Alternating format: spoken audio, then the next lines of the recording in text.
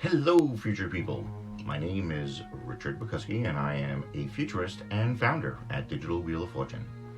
Our unique edge is that we use the symbolism and imagery of the Tarot to construct relatable scenarios and view potential outcomes and new connections in different ways.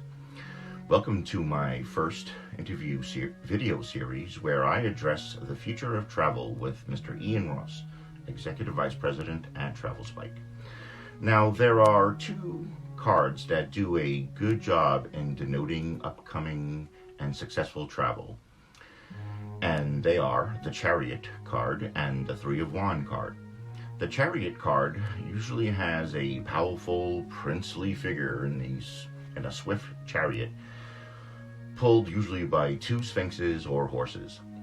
The figure is crowned and holds a sword or a wand. The card does indicate great praise in a victory, yes, but it also supports an opportunity for a trip or big gains in a travel setting.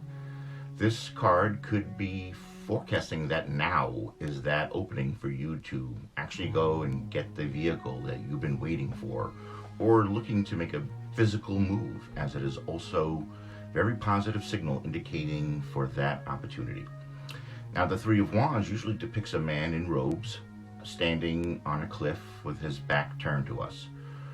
Three wands stand firmly planted into the ground and is now looking past open spaces over the sea to distant mountains.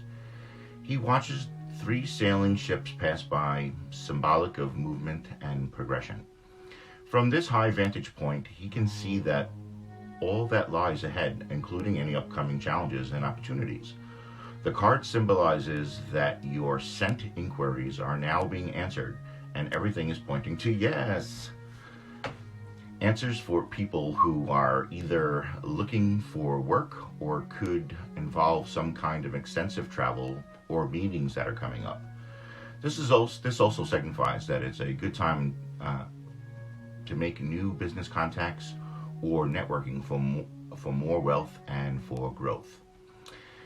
Now, after the video, don't forget to click, comment, and share these videos, and look into the description for the information on how you can take your first steps into integrating the power of future thinking in this once-in-a-generation time. Thank you for joining me today, and keep a lookout for more videos and useful content on my website, LinkedIn, YouTube, and Medium platforms. So long.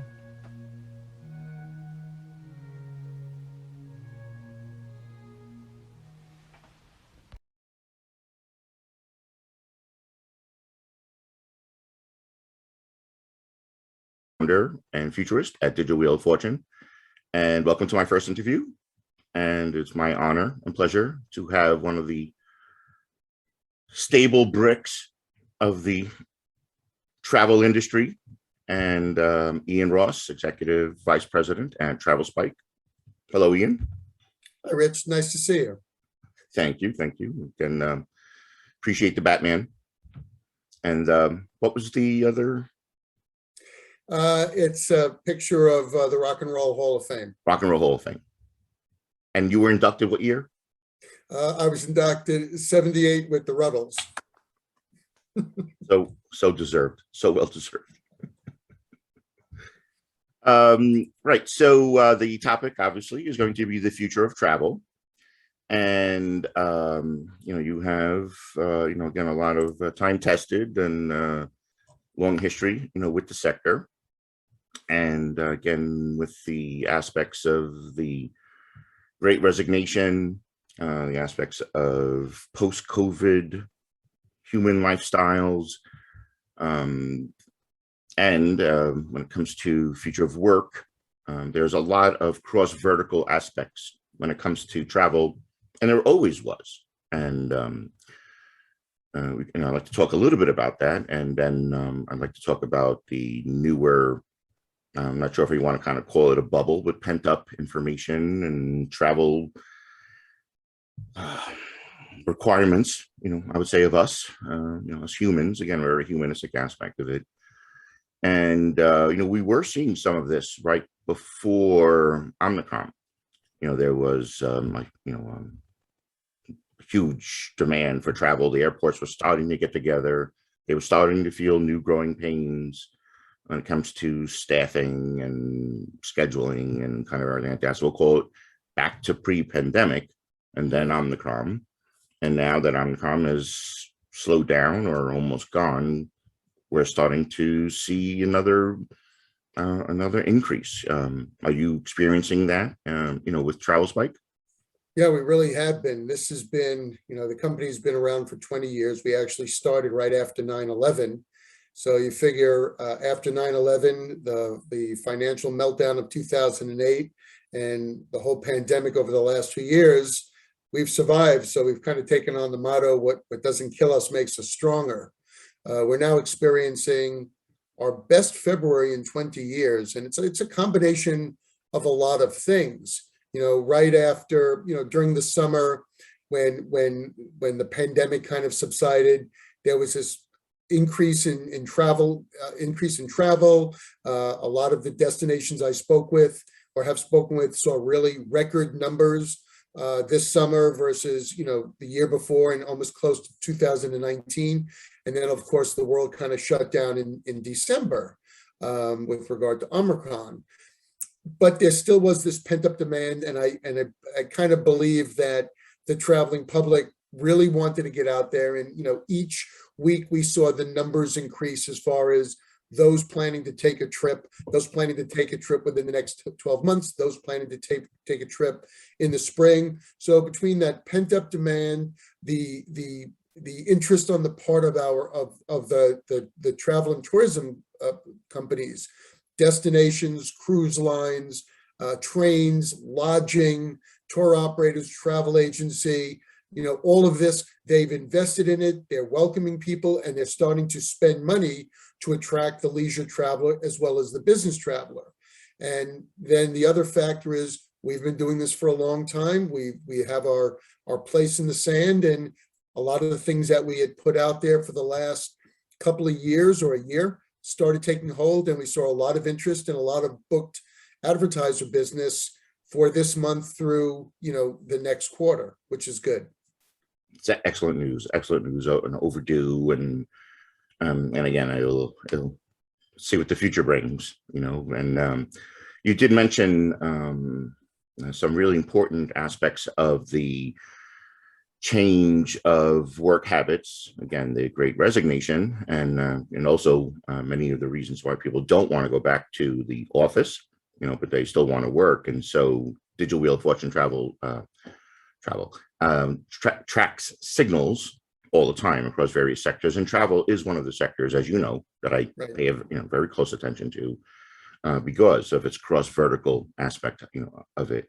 So we're starting to see, we've had some fun words to kind of discuss what travel was. Staycation was something that was around for a while. Now we're starting to hear words like bleisure. So it's a blurring the line of work and leisure.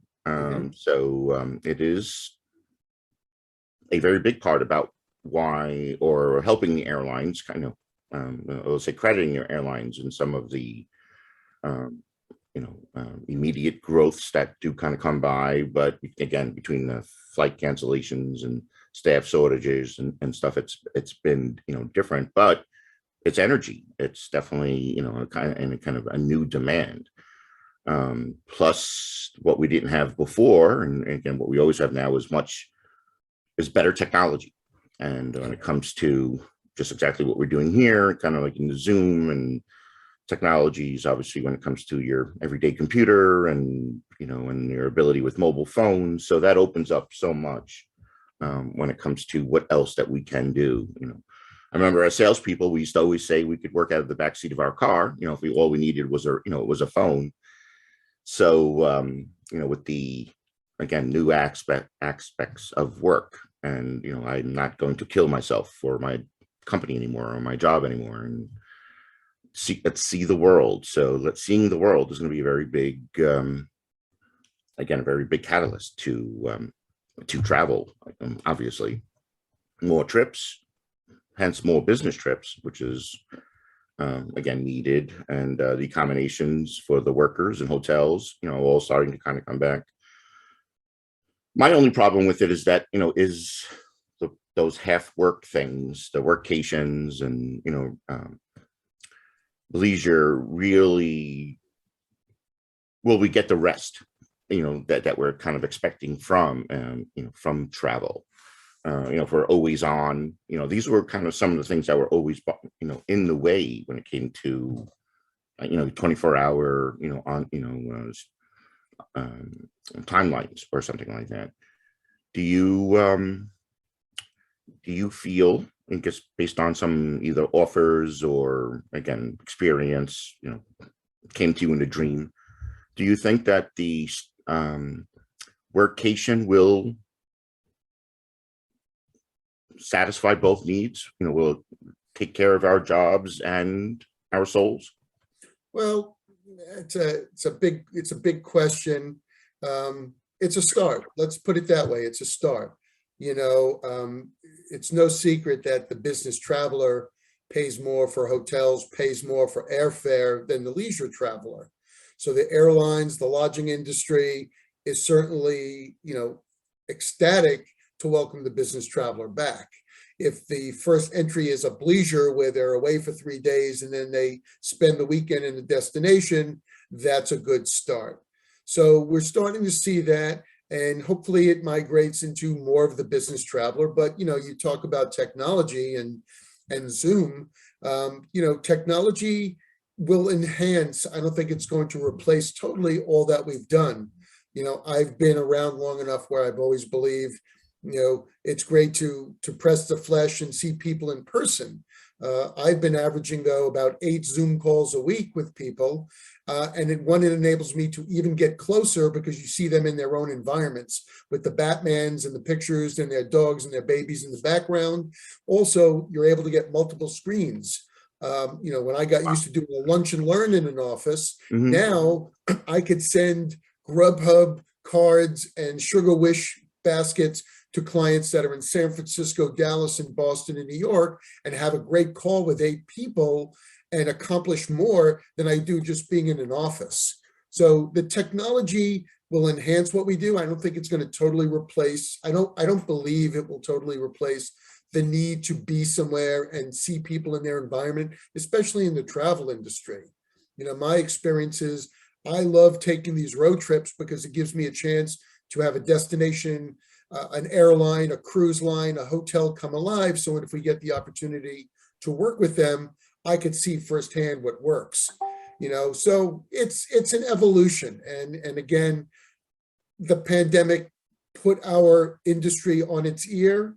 Now we grow from here, and we're taking the pluses from that and building on it and taking the negatives and turning them into pluses. So we'll just go from there. And I don't like to say it's a new normal.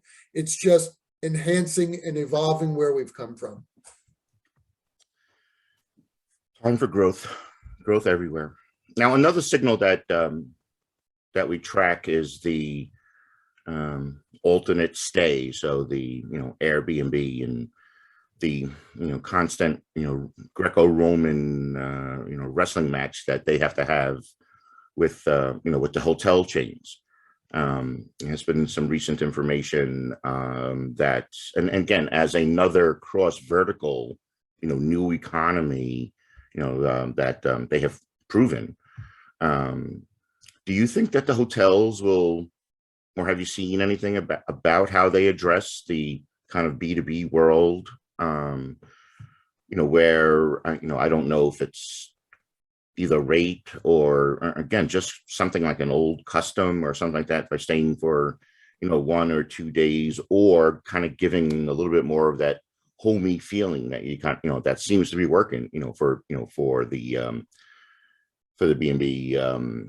There is I'm trying to look at most let's just have some factoids here from Airbnb. Half the nights last fall were booked, half of the trips were booked for more than a week, and where a fifth of theirs was longer than a month.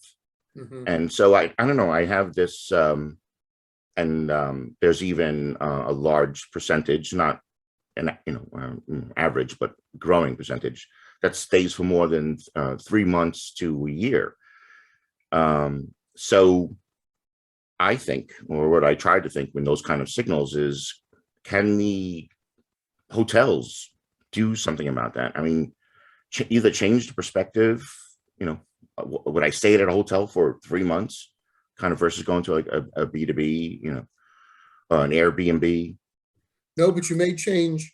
You may stay in a hotel 3 months if you have the opportunity to work out of a hotel in Aruba or Bermuda. A lot of the Caribbean destinations are offering a work from home incentive. So you can go to an island and work from Bermuda, Barbados for 3 months. And so that's a plus there. But let me answer this in a couple of ways. One, the whole COVID thing gave rise to the VRBOs and Airbnbs. Everybody wanted to stay in a more controlled environment, their own home where they was sanitized and they could be on their own. And that's not going to go away. That's going to continue to be there.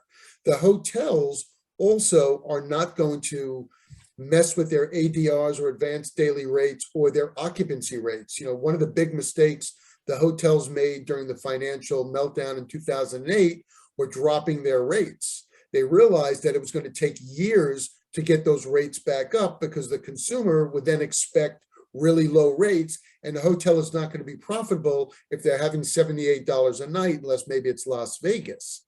So the bottom line is, the hotels, like everything else, are going to adapt to competing against the Airbnbs and the VRBOs and have solid rates and maybe certain incentives to keep the traveler, but also going back to your point about technology with all these contactless opportunities. You don't have to get a key. You don't have to check right in.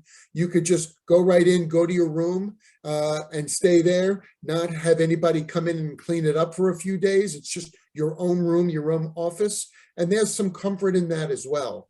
So COVID, again, has put that side of the industry, the lodging side, on its side, but it too is adapting and will continue to adapt with the way the modern traveler will be, and that being the business traveler. The perfect segue into the biometrics aspects, and which obviously falls into the same category of safety. Again, another cross vertical aspect of it. So there's been so much information, so much, I would say, investment in the biotech world. Again, another signal, or I guess that's really more of a trend, these days. And were you at the Future Travel Experience Global Conference in Las Vegas last December? Was I there? No, Yeah. I was not. Wow, a crazy bunch of people, man. I'm telling you, these biotech people. I'm trying to stay away from crazy people, Rich. Oh, good luck. I have a family to deal with. So what I guess everyone knows from the airlines, from the government, and I guess again from your safe parenting to right down to your children, that you want a safe trip, right? And you want safety both from a terrorist and from a virus, and or unruly passengers. Yes, we'll definitely. They're working on a no-fly list for that. That as well. Maybe we'll come back to that. So boosting the travel safety overall aspect of it would obviously have very kind of big influence on the people who are on the fence, again, and about wanting going someplace, or going to the airport, or kind of dealing with things like that. So having a singular travel credential, a mobile ID, or anything that would work even in some other biometric aspects when it comes to facial recognition, voice recognition, again, others kind of devices. Mm-hmm. Last year, from typically in the biometrics industry, it's been growing for the last, say, 5 years on anywhere between $3 to $5 billion a year. Last year, it went up 500%. investment in the biometrics went up to Sure. $500 billion across all players. And but I discovered that there's really been no change, right? So everyone's got the money now. And again, what's old is new again. This reminds me very much of a lot of early internet, when it comes to, people dumping money into a, sector or product or something like that. And, with the hopes that it obviously would grow, any investments Right. like that. But I've learned that biometrics hasn't really technically, hasn't grown. And so everyone is probably, working on it with all their elves and, things like that, in the background, on all this. But scale continues to comes up across all of my futures work when it comes to real solutions. And again, I know in the digital industry, we talked about scale, and we always talk about scale and how it's needed. But Sure. can you see, again, just from your personal experiences, from what you've seen and heard, and all of that, a one official travel kind of verification? And I know there's been, like, I remember pre-pandemic, there was something like that, like Clear. Well, and I was going to mention Clear. So I joined Clear about 3 years ago.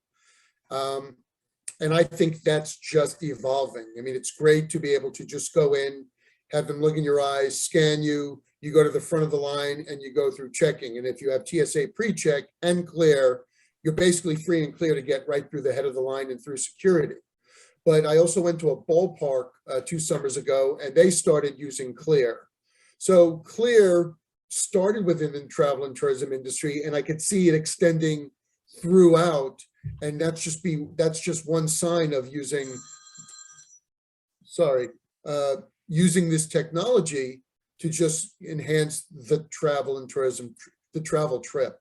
Right. So I think we've just scratched the surface, and like everything else, there are players that are jumping in, there are investments that are being made, and maybe a couple will survive. But I think we've learned now over the course of the last couple of years, we need that more. That said, there may be a safety card to travel with. Everybody talked about having that vaccination card. I also still believe that just personal hygiene, the wearing of masks, the washing of hands, the sanitizing will keep us all safe and healthy, in addition to these other things. So it's all a work in progress. And quote unquote, thanks to COVID, we've now been forced faster to think of these things to enhance the trip and our lives. Right. So did that answer your question? It does. Just again, as more of a personal opinion from someone who's traveled a lot and kind of knows the business, and again, back to technology, we're going to require some kind of global infrastructure, that to be able to manage that. And it does sound kind of cute that maybe those same technologies will allow us to again, get a taxi right away when we land, or confirm look at Uber, for example. When we all started out, we had to take a wad of cash with us when we traveled, and we had to hail cabs. And then after a while, cabs took credit cards, and now Uber has replaced the cab. So you could literally not have to rent a car when you go to any destination. Right. Call Uber to take you down the block, across the bridge, or down the road. And it's easy, it's efficient, and you just wipe your hands when you get out. And I think that, Uber has been that other technological advance, Uber, Lyft, I think it's enhancing the travel trip. Right. And it's kind of, we'll leave it back to the experience of travel, which I'm hoping everybody gets back or hasn't forgotten about, or kind of anything like that. Obviously, 5G is going to make a very big difference, in all of these technologies, when it comes to, instant approvals, right, and kind of downtimes. And again, another cross vertical that I pay attention to and see what 5G can do and can't do. And, all the way across from sports betting, again, in coming to, instant verification, right? Because you don't need any delays or things like that. Right. I do want to go back to the experience of travel experience, kind of as a whole, kind of the whole holistic aspect of it. And I will not be paying any attention, in general right now, again, because of the signals. of any VR and AR replacements. Again, back to technology, in replacements of the experience. Because I do feel and do hear things like that people are afraid of the metaverse or afraid of some of these other technologies that, oh, I want to go. Maybe I want to be, naked in the sand in Hawaii. Why do I have to do it virtually? And, I'm hoping the trend doesn't allow, doesn't continue to saying, please go. No, no. None of these technologies are asking you to stay home and, not go to a football game or not, again, go on a trip or kind of see your doctor. They're just supplementary. They're going to be something that's, Look, nothing is ever going to replace the fact of being someplace in person. Again, looking at what's gone on over the last couple of years, that quote unquote pent up demand, that interest, people will always want to go away. In essence, what the last years have done is moved up everybody's quote unquote bucket list, Rich, right. In that people are not saying one day I'm going to go to Tahiti and Bali, and one day we're going to trek over the Himalayas. Tour operator and travel agency friends of mine have said people have moved up their bucket list because they may not get this chance again. And so again, is it COVID? Is it technology? Now with connected TV and big screen living room quality TVs, you could take a tour of the Himalayas and say, you know what, now I'm going and go, or using, virtual reality or 360-degree views of hotel rooms and all that. You could say, all right, now I could see what the room looks like and the lobby and the lobster bar. I'm going to go. So we're all moving forward based on the technology, but that will never, I firmly believe, will never replace the fact of being there in person. Amen. Yeah. So considering the hype around it, I forecast and see that hopefully the air industry is already working on that. Just as you said, for them to keep an open mind about some of the opportunities that these technologies do allow, to supplement and or inspire, your travel, your next travel set. The inspirational stage is, and I don't remember again. Do you remember how many before the pandemic? How many travel touch points the average traveler would see or review or something like that before the actual? There's always been the 5 stages of travel. The first few being experience and planning and traveling, and then sharing and all those things. But I'm not sure about all the touch points other than trying to capture people from the moment they decide they want to go somewhere to the moment they book their trip. That pre-booking activity, right. That's where we as a company see the most value in working with people. And this is where, again, I see the biggest opportunity for, the metaverse and other experiential technologies, to actually, assist in that. As you mentioned, see what the lobby looks like, or see what the, excursion, would show you, or something like that. Kind of put you halfway there, kind of mentally, you're already in, put your butt in the seat in the plane, and before purchase, or actually, kind of allow. There's a term that's coming up a lot more, again, both in the technologies and stuff like that. It's called digital twins. Have you heard of a digital twin? I have not, but I thought you were my digital twin. We are. But mostly on the high holy days, but kind of unusual. We're just kind of, the digital twin kind of crosses again, various verticals when it comes to, having a hard object, a infrastructure of a network, a game that you're opening, any kind of anything like that. When you have that, and then you have a digital version of it, right? And then, so that's your digital twin. So putting your digital, Ian Ross twin, and kind of taking it to see where it kind of wants to go, and how you kind of, fit in it, and, kind of foods that you even like, and, and kind of any number of things. So the digital twin in the metaverse is a forecast that we could see a lot more of that kind of going on. So, keep an eye out for, kind of for that kind of stuff and those other kind of technologies. Okay. So the other growth, and again, there was some of this already, pre-pandemic, which is going to be the kind of global, environmental aspect of travel. Again, both, and we're seeing it so much more now when it comes to sustainability and kind of expectations for both, the big corporate world and personally. We've identified some other signals and such when it comes to that, but it was a bucket list of mine, when I was at Orbitz to go to Costa Rica. And Costa Rica, I remember, did have a environmental package, right, for users. I mean, for visitors who wanted to go and, again, experience, some much more deeper aspects, of that and take a part of it.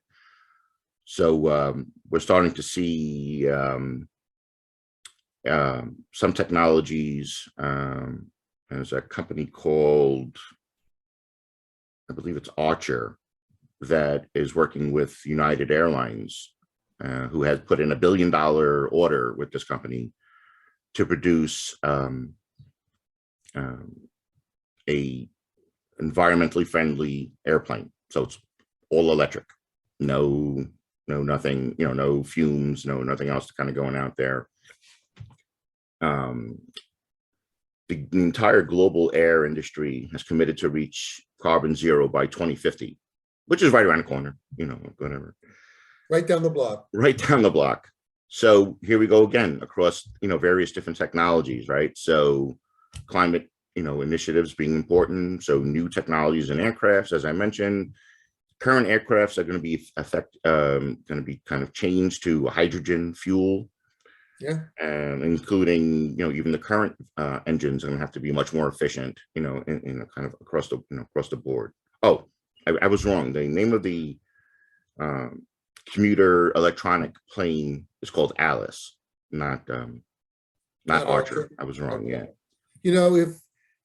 If you look at any of the pluses of what's gone on in the last 2 years, Rich, with the pandemic, is when people stopped traveling and airplanes stopped flying and cruise lines stopped cruising, the canals in Venice were clean, animals were out, and I believe it kind of sparked more of an interest in the sustainability and environmental challenges we have.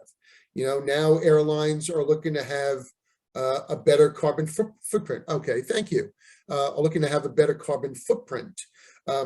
Destinations that we're working with are really talking more about sustainability, for have people who visit leave things as they were before they got there. Enough of the litter and the garbage and the overcrowding and the over-tourism. So if there was any kind of silver lining in the pandemic, it was that it gave us all that light bulb moment saying, we need to take care of our earth.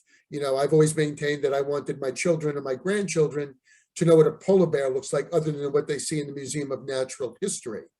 So, if we all can travel respectively and keep what's in front of us for years to come, we'll be in a better place, because, the sea tides are rising, the polar caps are melting, and we're certainly in a crisis as a world. And it's really up to all of us, especially for those that like to travel, to keep things, healthy. And now I'm off my soapbox on that. This is just some, more information about Alice. I just thought that both you and, the 6 viewers would like to see what the inside of the ship looks like. And go ask Alice. Maybe that's their theme song that we need. I would not think that's the right theme song for them, but the one part about about Digital Wheel of Fortune and kind of holistically again in 2022 is about light and sound, right? And there's so much newer technologies that are that have evolved out of some older technologies that only have to deal with light and sound. And so a lot of the electronic car, when futurists get together and float around, the electronic car and how it's going to change the world. Now we're kind of seeing an electronic plane. it's going to be a little bit of an odd question, but there's going to be no noise in these with that plane, right? And no noise with electronic cars. You know, if kind of, we think about how that's going to affect people, like getting on a plane and not hearing anything. I don't think that's going to affect people. I mean, let's turn it around. No, I mean in a positive way, if you want to look at it. I'm just saying, like the first time I ever took a cruise, you know, when you are laying down and all of a sudden you hear the engines roaring and the propellers going, it's a bit unnerving. You know, it's tough to settle down. And likewise with an airplane, there's still a lot of people, and I have family members that are like that, that as soon as you hear the wheels going down, it's like, you know, gripping your seat. So again, it's like anything else, Rich, it's just an evolution. And if it means it's a quieter ride and a quieter trip, we'll get used to it. You know, people are also wearing more and more earbuds and AirPods and headpieces where you may not even be listening to what's going on. You know, when you have a noise canceling headphone, you don't know what's going on around you. We'll get used to it. We'll adapt, as the Borg say. Absolutely. I'd rather hear an engine than a noisy person sitting next to me. Someone asking stupid questions or something like that. Right? I don't listen. I don't talk to anybody on planes. The last technology that also I track as a signal is carbon capture, kind of across the board as a sector, but there are planes that are working on that too. So almost kind of out there, you know, as they're traveling, they're going to be harnessing and gathering, you know, all the carbon and, you know, bad stuff in the air and kind of do something with it, you know, once they get back. So exciting times, you know, kind of across the board. I definitely agree that, you know, we've learned a lot over the last couple of years, and we're poised for exciting times. And, you know, the bottom line is travel and tourism and vacations and leisure or staycations are not going anywhere. They're just been enhanced and evolved, and we'll be okay with it, and we'll be okay for it. It's just adapting, and it's just human nature. I mean, unfortunately, it had to happen at such a cost, but we've survived, and we'll grow stronger as a result. The last kind of sector I want to share, or not even sector, but more, it's kind of more, you know, as futurists have various different tools to help us forecast, you know, into the future. As I mentioned, signals, you know, signaling, being signal wise and knowing, you know, kind of where that all goes to, and then kind of running, you know, scenarios, you know, with people. I think gamification again is a very strong tool when you kind of turn certain life scenarios into a game and have people, you know, because we all have the answer, we all can see the future. We just have to, everyone has their little bit. And then when we kind of put it together, again, we have a very comfortable, you know, sense about where we're going with that. Right. So the one of the other tools is retrofuturism. So looking at the past and looking for patterns that are always there. The term is history doesn't repeat itself, patterns repeat themselves. Okay. And so I would like to just address some of the old patterns that we experienced through the last global pandemic, which is the Spanish flu, and kind of build. I remember it well. Right. You know, and I was always upset about the whole, you know, misbranding part of it. Do you remember why they called it the Spanish flu? I don't recall, but I remember reading it, but refresh my memory. Right. It had, it was originally identified in Spain. Okay. So it had nothing to do, there were no dirty Spanish people or kind of anything like that. They were the first people to kind of identify it, put it into a newspaper and all that. So everybody kind of called it, you know, the Spanish flu. I guess that was a layup. I should have known that answer. I'm going to, you know, it only killed a third of the planet. So, you know, it was rough times, and also there was a war It going on. certainly wreaked havoc on Teddy Roosevelt and his troops in San Juan. Again, and wasn't pretty anywhere. Yeah. The Actually, World War One. I'm sorry. I'm going to share my screen again. Okay. Because I just want to show some pictures. Pictures are worth 1,000 words, and I'll get there somewhere. Okay, so you can see it now, right? That looks like my former company. Yep, this is a 1919 police force, out there wearing masks, doing a lot of all the fun stuff that we had to do, and whatever. So it's an old, not a new problem. Let's just say I'm kind of wearing with that. But and again, this kind of leads into the whole safety, and again at this time people are kind of breaking out, right? The Spanish flu has been under control; it's not gone. And people are starting to kind of break out of their shells, and that's kind of exactly where we are now. And I just want to see, again, if there aren't kind of any crazy parallels. So this is an open air flu hospital, right? One would think, why would they want to jam all these sick people in one place when no rooms, no break? Do you know why? Tell me why. You can turn into a thing. Research had found that fresh air was such a big difference, so fresh flowing air than versus a stagnant one room air that had such a big aspects when it came to the cure, when it came to or ways that the body would heal itself better. So everybody was put into an open hospital. So again, there's going to be that push for fresh air, that push for kind of for opening, to be in open spaces. And that's going to, coming out now. We talked about the safety, right? Cleaning planes, cleaning hotels. The only difference in that time was that the pandemics were spread by trains and by ships versus planes, because planes didn't have such a wide reach just yet. They just starting. There's some really great first class, that I'll show you here. Keep your windows open. Here's my favorite one. Here's a policeman fighting a person because they didn't want to wear their mask going onto the train. Sound familiar? Is that something kind of going on?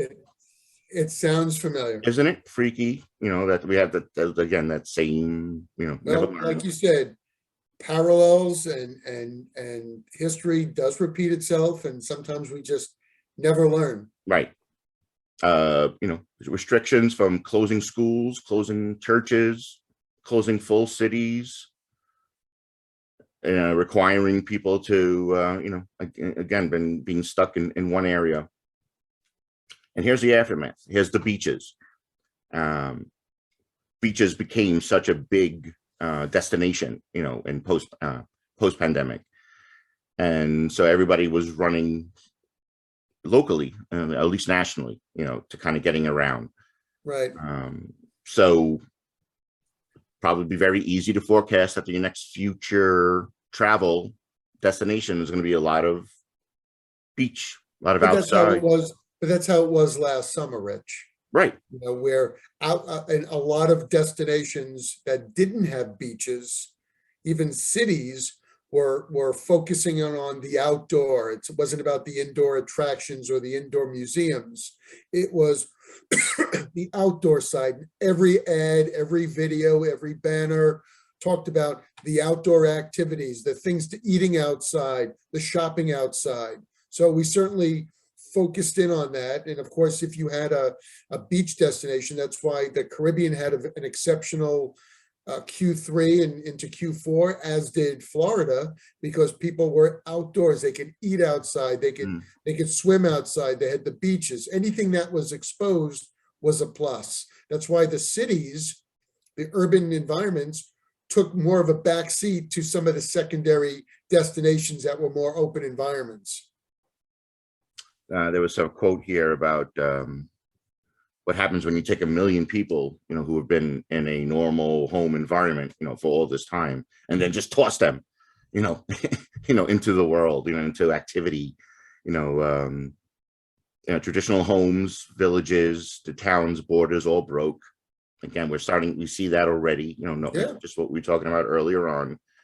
Um, again, the plane was just starting, the airlines, but only the very rich were able to afford to kind of, to use planes around, right. around that time, which is going to lead me back into the whole leisure part of it.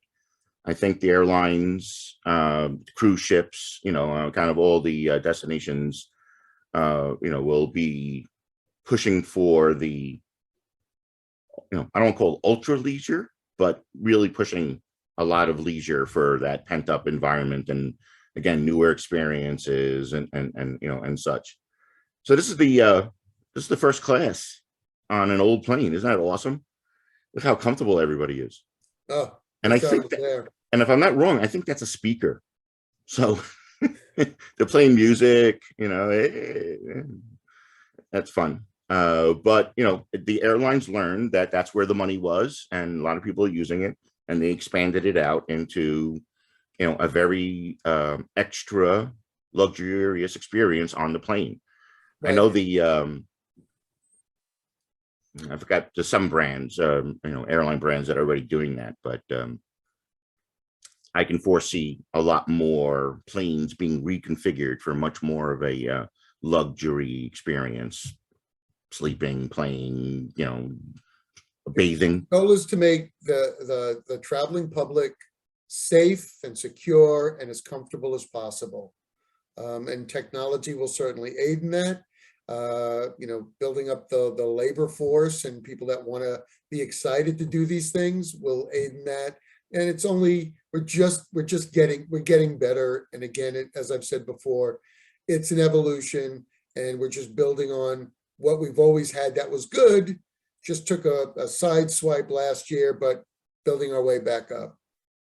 And then we can't do travel correctly if we don't talk about cruise lines. So and again, what we were as we started, pre Omnicom, that there was the how popular cruise lines were, even though they were still considered, maybe not safe, or people were still getting sick, or kind of things like that, that they still filled up. Do you know how they're doing now when it comes to? The cruise lines are doing well. Obviously they burned a lot of cash over the last couple of years, and certain cruise lines like Crystal is kind of falling by the wayside. But the Norwegians and the Carnivals, the Royal Caribbeans, the Celebrities, found different means to quote unquote stay afloat, no pun intended. But unfortunately, they were the poster children of COVID, but they've certainly taken the precautions at hand and doing what they can. And the bottom line is, even though this was a bumpy first quarter because of Omicron, people didn't totally cancel. They kind of put off their cruising to maybe the back half of the year, the fall, and into 2023. So, the cruising industry has really had to adapt, and they've had to really battle because, as I said, they were the poster children for COVID. I mean, every time you looked on the TV 2 years ago, you saw a cruise ship. But they weren't immune to these things, and or certainly took the precautions to make cruising better, because cruising still is a wonderful and tremendous way to travel. What a great experience. Again, that taste Yeah, of absolutely. luxury, taking you to places, that you've never been to before, Right. exotic, areas. Again, you will not be able to, to mimic, with a, with a visor or glass or, a computer screen. Yeah. So that also increased, once the safety aspects were being addressed. And again, I think that's exactly what's happening now. And we're going to, exactly see that again. So cruising kind of taking off, and then trains was another way, that since a lot of people couldn't afford planes and trains, and planes and cruises, the trains ended up becoming, such a huge, you know, um, um, saw a huge growth, aspect in the post pandemic. Right. And I wouldn't be surprised, that we get there. That the trains will also be trying to do some things. I do see some like see United States fare sales and Well, it's, sleeper cars and this time of year is probably the slower season for train travel because of weather and all that. But, I'm seeing what Rocky Mountaineer and Amtrak are doing to encourage people to see the world, actually see the country via train. And we'll start seeing some of that messaging come to marketplace in April. family travel on a train. I just love that feeling. I mean, again, if everyone kind of get past the teenage angst and stress and whatever like that, that's got to be amazing. There's still Unfortunately, a romantic yeah. angle to train travel. And I've done a lot of it, not on a vacation, but there still is that romance of train travel. And as I said, companies like Rocky Mountaineer that have these domed windows where you could look up and see the Rockies as you're going from Canada to the United States. Or with Amtrak going across country, seeing various stops. There's something beautiful about it, and the trains are making it easier and making the experience better for the traveler. And it's still one of the more cost-effective and efficient ways to travel. Yeah, I don't think they should give up. Nope. There's a kind of quick factoid here, as we're kind of coming near the end. In 1920, the U.S. rail system saw 47.3 billion passenger miles, where just 4 years before it only had 254,000. So there was a very big kind of rush into that direction. And again, we're keeping an eye on that, mostly taking the trains to go to the beaches.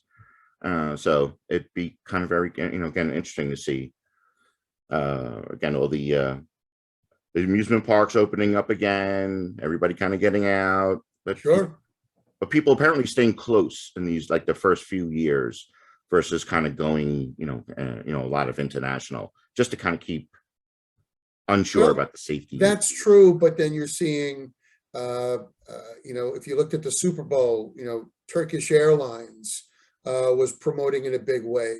Ireland has their Green Button campaign to convince people to book. And it's not just seasonal. Now they're doing a full year on approach with TV and digital and all that. So international destinations want to make it easier for people to travel as they get past that domestic side and look to their bucket list for where else can they go. Yeah. Then, and again, I personally think this is just kind of like, again, reading right out of our newspapers, the car, so now, family trips cross country and, all the national parks saw huge amounts of increases, except this time we'll be doing it with electric cars, which is kind of, again, a very interesting kind of news story, that's going to be putting in there. The open road. And then what's natural from this? The RVs and buses and all of that going to be exploding. And RVs did have a good time. The RVs have had a phenomenal growth and popularity over the last couple of years. There were companies that became the Airbnb of RVs, where you could say, I want to go away for 7 days, and you get to rent an RV. You couldn't get enough of them, and there were companies. You look at the Recreational Vehicle Industry Association, the Go RVing message exploded over the last couple of years. So you're spot on with that. It's not me. History. See the country. History was spot on, and I'm just bringing it to to the table. But again, it's almost written out there. And here's something I know that this exists, but I've never heard it's called as a tin can tourist club, which is basically a place to bring your RV. And since I personally never RV'd, and I know there are RV campsites, so I don't know if this was the same thing, but it did look like this was in Gainesville, Florida, where maybe there'll be an increase in RV camps. Would that give a lot of other, aspects that you couldn't get kind of before, on that part. Well, that's the end of that I have here on the retrofuturism, but I think we're kind of coming to the the end of our interview, and I think it was fun. Did you have fun? I had the time of my life. All right, great. Then, I will hope to get a chance to do this again, maybe in a year or two, and we can kind Sure. of double check our forecasts, and if any kind of anything else new, travel-y kind of comes down the board. I'll have a lot of that as a sector, and you can find more information about that on all of the digital Wheel of Fortune platforms, which would be, the website, Medium, LinkedIn, YouTube, things like that. Well, Terrific. Ian, thank you very much for sharing.